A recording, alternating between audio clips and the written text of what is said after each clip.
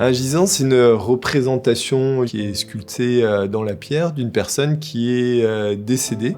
Et cette représentation était généralement sur la partie haute d'un sarcophage dans lequel la personne était inhumée. On est en présence en fait d'un chevalier qui est revêtu donc d'une cotte de maille, qui est revêtu également d'une cotte d'armes, qui porte donc une épée à son côté, là aussi qui est vraiment l'attribut du chevalier, avec une double ceinture aussi que l'on voit apparaître. L'écu a une forme particulière, il porte également des éperons. Donc tous ces éléments-là nous permettent de pouvoir dater du XIIIe siècle ce chevalier. On a très peu d'exemplaires, aussi bien conservés d'ailleurs, de gisants, de laïcs et de chevaliers en particulier, donc pour cette période-là.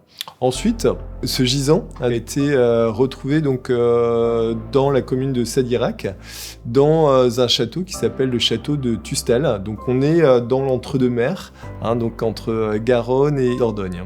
Et notre collègue donc Christian Bloch, qui est conservateur au musée d'Aquitaine, a réalisé toute une étude pour essayer justement de déterminer la datation et de déterminer de qui pourrait-il s'agir. Donc l'hypothèse qu'il avance en fait, c'est que ce chevalier serait le chevalier donc de la famille de Curton, des seigneurs de Curton. Cette famille est bien connue ou relativement bien connue pour cette période, donc pour le XIIIe, pour le XIVe siècle. Ce sont des seigneurs qui sont véritablement au service du roi-duc. Donc du roi d'Angleterre qui est duc d'Aquitaine. Vous le savez, à ce moment-là, l'Aquitaine est anglaise.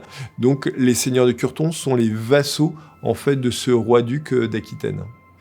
Aujourd'hui, les propriétaires de ce gisant, qui l'ont mis en dépôt depuis l'an 2000 au musée d'Aquitaine, souhaitent le mettre en vente. Il nous semble extrêmement important en fait, que le musée d'Aquitaine puisse acquérir cette pièce, donc éviter qu'elle parte dans une collection particulière, dans une collection privée. Cette pièce est vraiment une des pièces maîtresses aujourd'hui qui est présentée dans le musée d'Aquitaine, et c'est une pièce en fait qui permet justement cette rencontre et cette découverte de cette Aquitaine anglaise médiévale, qui permet de découvrir le monde de la chevalerie et qui permet tout simplement une rencontre en fait avec un homme qui a été chevalier dans l'entre-deux-mers au XIIIe siècle.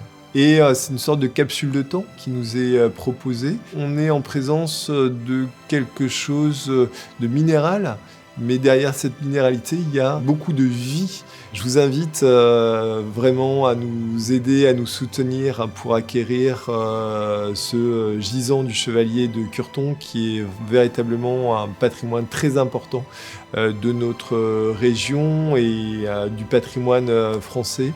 Et donc un grand merci pour votre soutien, pour ce que vous pourrez faire pour participer à cette acquisition.